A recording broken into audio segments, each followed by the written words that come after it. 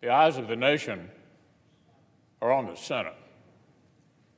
For days now, we've been engaged in intense bipartisan talks to build emergency relief legislation on an historic scale to push resources to our healthcare heroes and American workers and families. Democrats and Republicans sat down together. We crafted this version of the proposal together.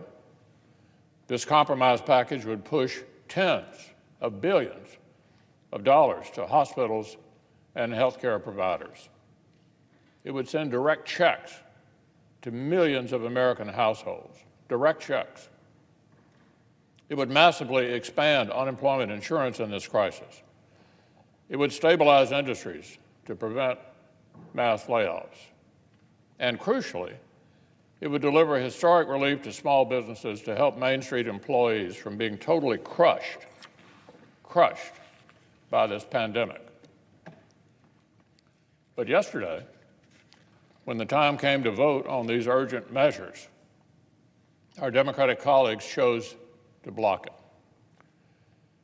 So why are the American people still waiting? It's a good question to ask.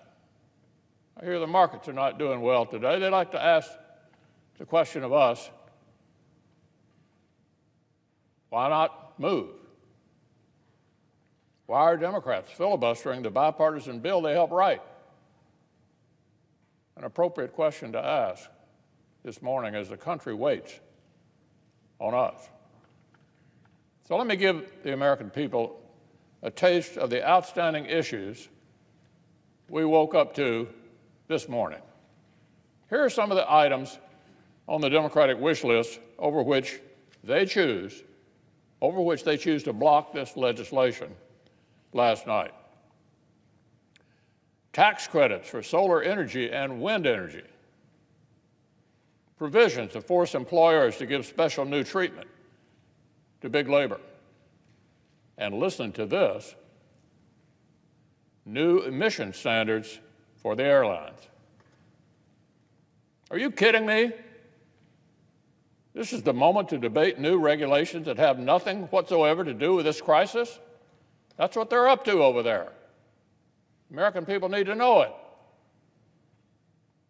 Democrats won't let us fund hospitals or save small businesses unless they get to dust off the Green New Deal. I'd like to see Senate Democrats tell New York City doctors and nurses who are literally overrun as we speak that they're filibustering hospital funding and more masks because they want to argue with the airlines over their carbon footprint?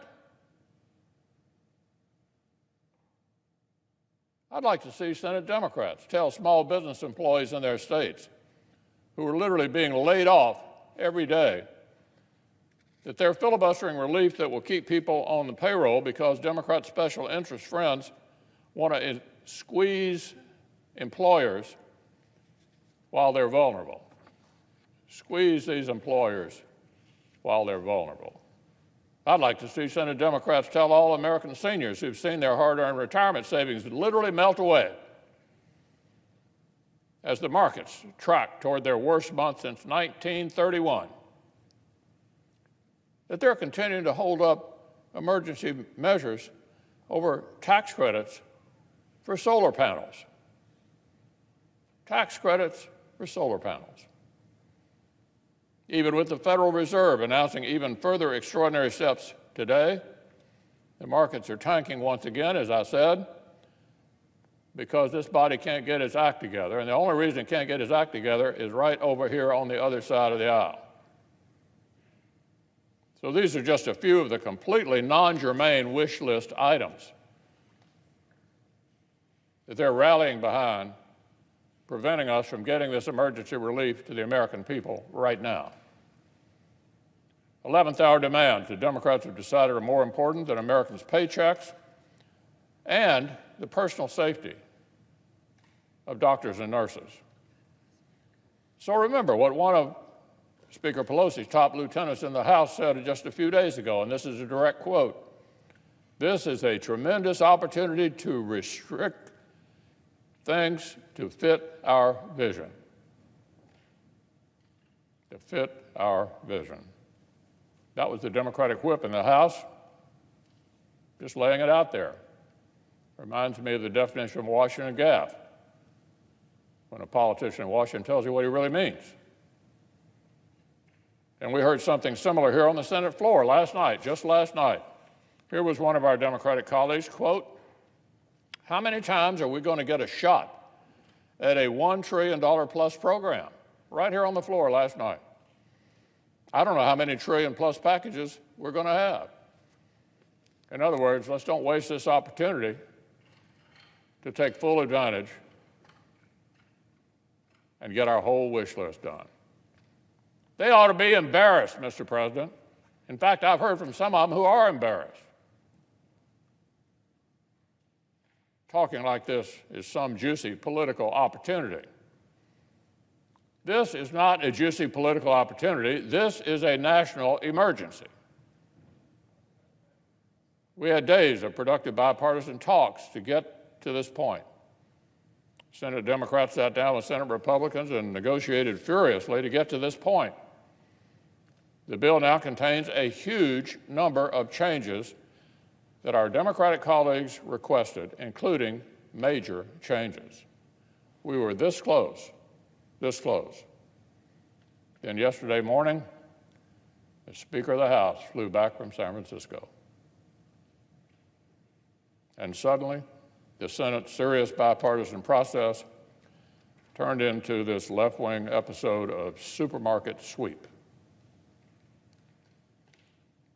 Unrelated issues, left and right. I'll tell you what will really lower our carbon footprint, Mr. President. If the entire economy continues to crumble, with hundreds of thousands more Americans laid off because Senate Democrats won't let us act, that'll lower our carbon footprint, all right. Every single American outside of Washington knows this is no time for this nonsense. A surgeon in Fresno, California says, quote, "We're at war with no ammo. We are at war with no ammo." That's a surgeon in Fresno. An intensive care nurse in New York City says, if we don't get the proper equipment soon, we are going to get sick. Democrats are filibustering more masks and aid for hospitals. Every day, more Americans wake up to the news that their jobs are gone. Their jobs are gone. Democrats are filibustering programs to keep people on the payroll. And they're filibustering a huge expansion of unemployment insurance, which they themselves negotiated and put into the bill. Hundreds of dollars extra per week for laid-off workers on top of existing unemployment benefits. And Democrats are blocking it. This has got to stop. And today's the day it has to stop. The country's out of time. Out of time. When the Democratic House passed their Phase 2 bill, even though Senate Republicans would have written it very differently, we sped it through the Senate and passed it quickly without even amending it. I literally told my colleagues to gag and vote for it for the sake of building bipartisan momentum. Because Republicans understand that a national crisis calls for urgency and it calls for bipartisanship. It's time for that good faith to be reciprocated. It's time for Democrats to stop playing politics and step up to the plate. The small businesses in their own states deserve it. Their own state's emergency room doctors deserve it. Their own constituents who've lost their jobs deserve it. In my home state of Kentucky, the governor has effectively paused commerce across the state and our unemployment system crashed due to demand. Kentuckians need help now, and we aren't alone. I've heard the pleas from healthcare workers in New York and Seattle. I've listened to the small business owners crying out in Brooklyn and Chicago. Why does only one side understand that this is urgent? Why are these hard-hit cities, our own senators, are happy, really, to keep this slow walking going on indefinitely? Is that really something these folks on the other side are comfortable with? Indefinitely slow walking all of this? How can half the Senate not rise to the occasion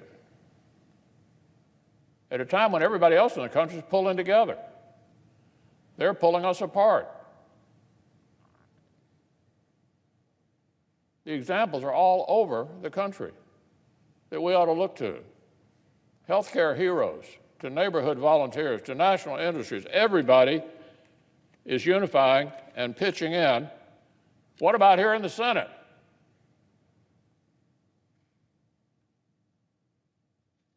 It's time to get with the program. It's time to pass historic relief that we have built together.